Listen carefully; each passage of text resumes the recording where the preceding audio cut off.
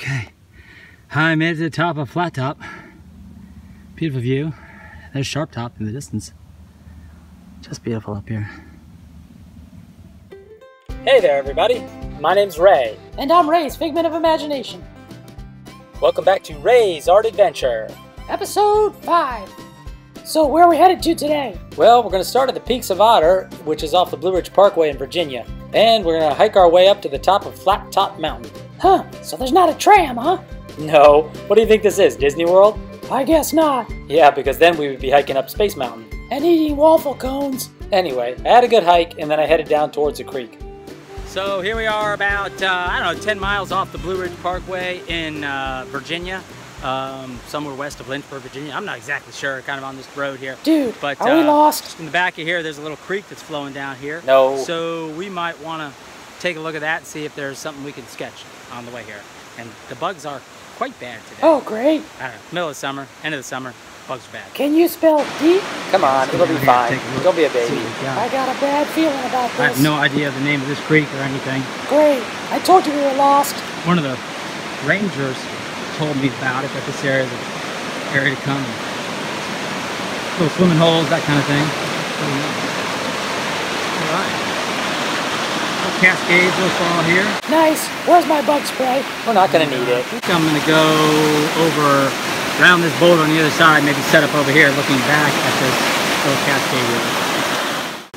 Okay, I picked out a spot here where I can set up my tripod to put the camera on, and then I can just sit on this boulder here, and I'm going to be using my colored pencil paper, which is just a heavyweight sketch paper, which I like, and then also my Sharpie marker. This Sharpie marker has two sizes on it. It has a broad tip on one end and then a smaller fine tip on the other. While it is a permanent marker, I have noticed over time it will fade somewhat in the sunlight, but I really like how it flows easily across the paper surface. And I find it's good for quicker sketches. And as I've noted before on other videos, I look at the location, kind of move around and see what view I want to take before I actually determine on a place. So this is the view that I'm going to sit down here and kind of capture this area because I like that big boulder. So I like the big boulder as the main focus and the angles of the falls leading into that. And I'm going to park myself right here and sit in this boulder. Oh yeah, that looks comfortable. You're really not into this today, are you? Hey, it's Sunday. I'm interested in eating ice cream sitting on the porch.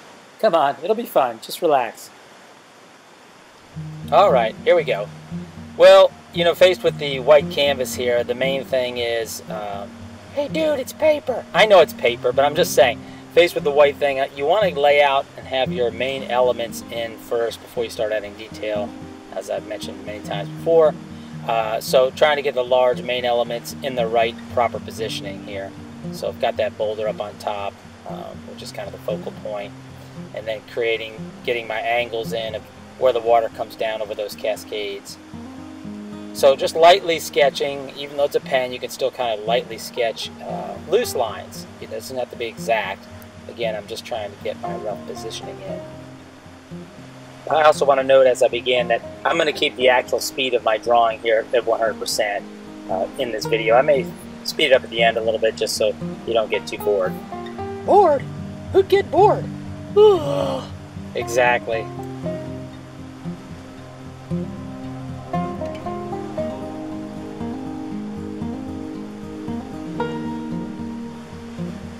Though it may look like I'm intently working on the drawing, my eye is going back and forth from the reference, from actual sight, and down back to the paper. So there's a constant comparison of where things lie in relationship to the overall shapes that we've created and the overall page itself.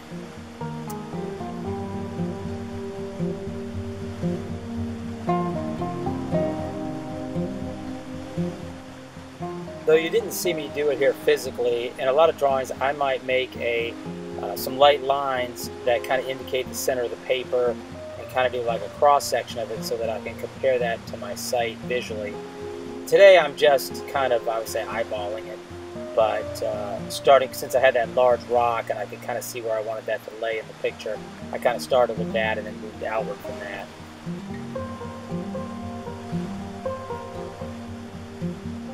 Also, feel free to move objects around. As you can see, I kind of put that rock in the foreground. I kind of brought it up a little bit. So there's different things, you know, to simplify the design, to simplify the layout. You can eliminate certain items. Like if there's a small branch that's coming in the middle, you might want to take that out. You might want to add something in. So again, what you're looking at is really just a starting point.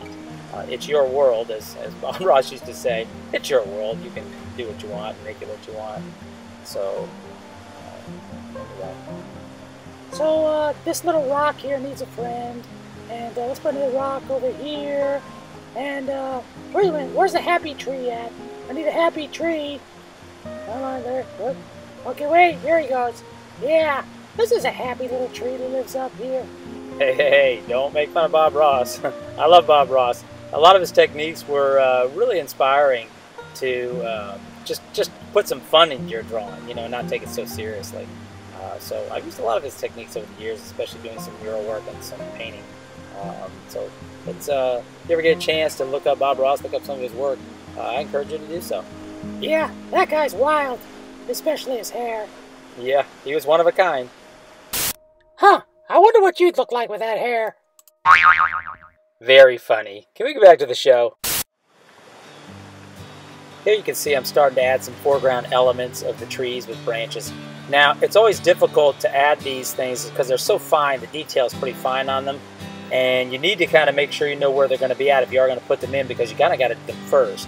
Because if you start adding a lot of detail to the background, the rock and stuff, you won't be able to leave enough room to have those little light objects show in the front.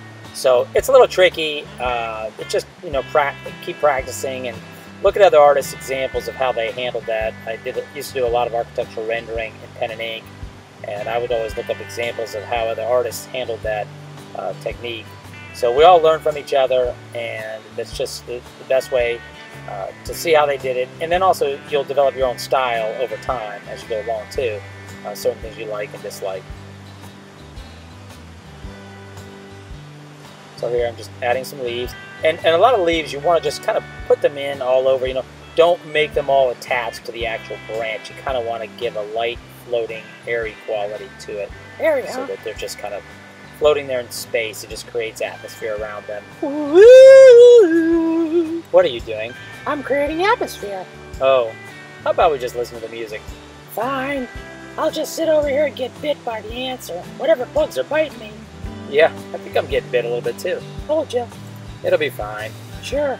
Okay, as you might be able to tell here, I'm struggling a little bit with this pen. It's starting to dry out a little bit, so I've decided in midstream that I'm going to switch back to the thicker side of the pen, which still has a good ink amount in it, I guess. I don't know, the other tip must be dried out or something. But now I'm going to go in and just start using this thick line to put in some of my black areas, some of my darkest darks, kind of start to define that. And as I'm going along here, I actually realized I just want to do this in a quicker sketch format, so I've switched over my light lines, which are fine to put initially anyway, and now I'm just going to go back, I think, with more of a thick line. And that way just speed up the drawing process some and have it a little bit more of a freer, looser, bolder sketch. Born free as Stop. the wind blows. Please. As free as the grass grows. Please, with ice cream? With whipped cream Yes. and a cherry on top Done. and nuts. Don't push it. Deal. Were you just scratching your legs on camera? Yeah, I actually think I am getting bit by something. Told you we should have put on bug spray. Yeah, about this time I'm realizing I probably should have put on some bug spray, but you know, it's so greasy and oily, kind of like sunscreen, although I know they make the dry varieties now, which are better, but sometimes I just get in a hurry, I don't want to mess with it. And I really thought it wasn't going to be a problem down by the creek. For the record, I thought it might be a problem. Yes, we know, Smarty Pants.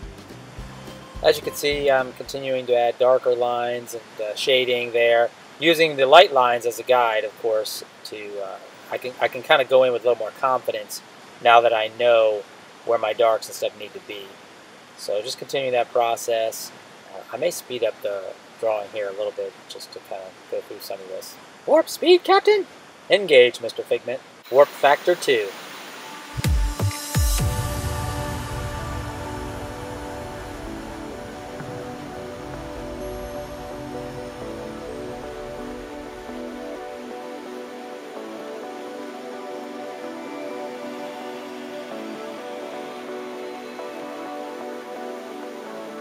Here, in addition to the shading, the general shading of the rock, I'm adding a little bit of kind of detail with the moss, just kind of leaving those areas light where you can tell that that green moss is kind of living.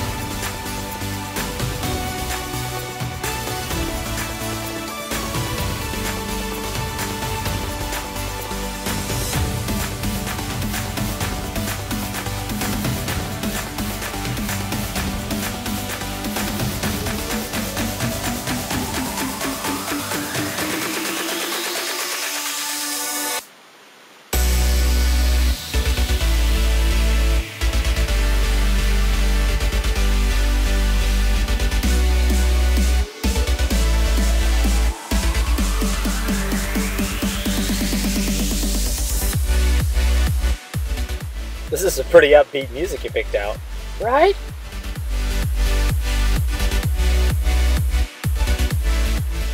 As I get into the water areas, I'm showing some darks, but the important thing here is you want to leave the whites as white as long as you can. In other words, once you start, wow, I have to say I'm getting bit here. But you want to leave those white areas where the white foam and stuff is. Try not to put too much dark in there because you can't go back, and get your lights back. So you really have to kind of take your time and work in around those areas, putting in your darks, but leaving plenty of white that you can go back and you can add more darks later if you need to. But once those whites are gone, they're gone in this type of drawing.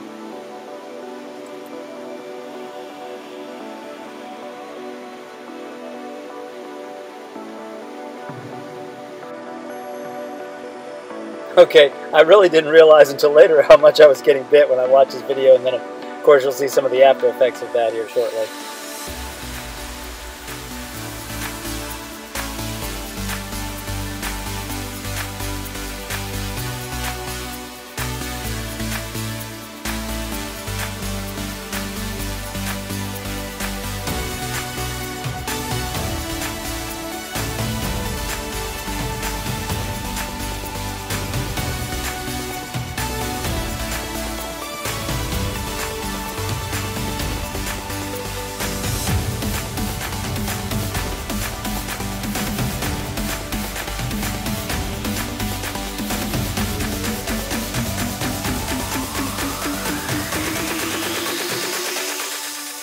Oh yeah.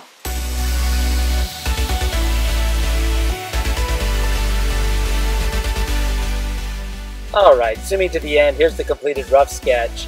This rough sketch took a little under an hour, and I think the bold lines and limited detail accent the character of the rock. So I actually did get bit pretty bad. You can see here my one hand is completely swollen compared to the other one, as well as various other areas of my body. Nice.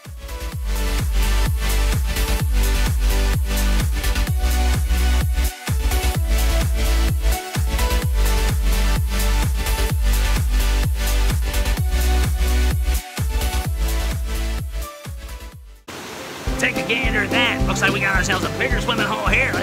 Let's go swimming. Oh, the water looks pretty cool. I'll let you know. Let's do it. You first. Yeah, I'm right behind you. You first. You know what? I think I left something back up in the car.